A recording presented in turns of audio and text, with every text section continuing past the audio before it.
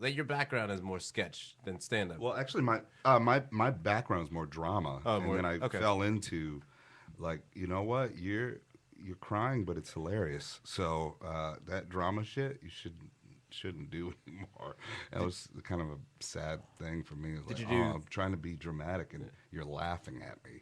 Yeah, damn it. That is. I've told Mitch about. That's like the worst feeling in the world when you're just like very angry or upset about something, and just people are just like laughing in your face, and you're like, "Do you understand?" I'm sad.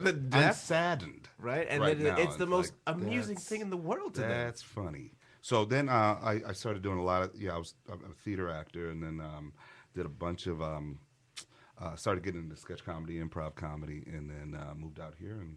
Yeah, originally. So the Groundlings is how you got in with the whole most of the Reno 9/11 people. Or no. I when I first moved out to LA from Minneapolis, I met up with the Reno 911 guys. They were auditioning guys for this new sketch comedy show called Ugly Americans, and it was for Fox.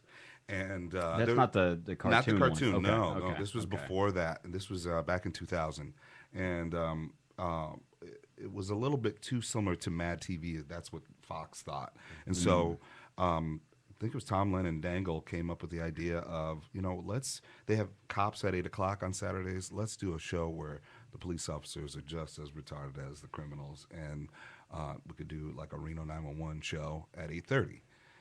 We handed in the pilot. We still had us, the cast, and Beth McCarthy Miller, director from SNL.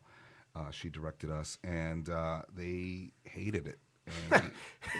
Especially because I think the original concept was just like, it was just kind of like you would have, it was just sketches and like cops would be like a thing kind of interspersed, right? No, it was Reno. It was very much Reno. There was a couple of other people that were involved, and Carrie Kinney Silver's character, Trudy, wasn't what she was, but it was pretty much...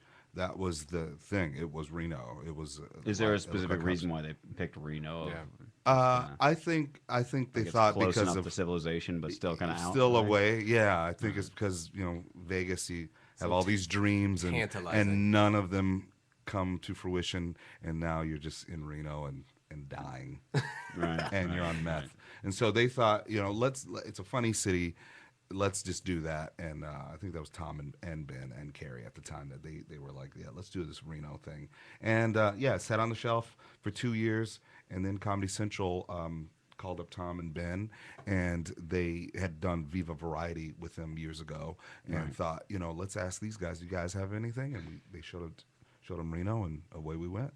Now, I've been given to understand that there's a lot of times where people like pitch a pilot to one network, and the network goes, it's like, they'll give you money to do it or something like that, and then they won't use it, but it's just on a shelf. It'll never get used, and you can't take it anywhere. Yeah. This is not the case. This was before all that. Oh, so that's like that's why that's just a change. This is one of the reasons why things like that doesn't happen. Like because people lose their jobs. Fucked like what? Everybody.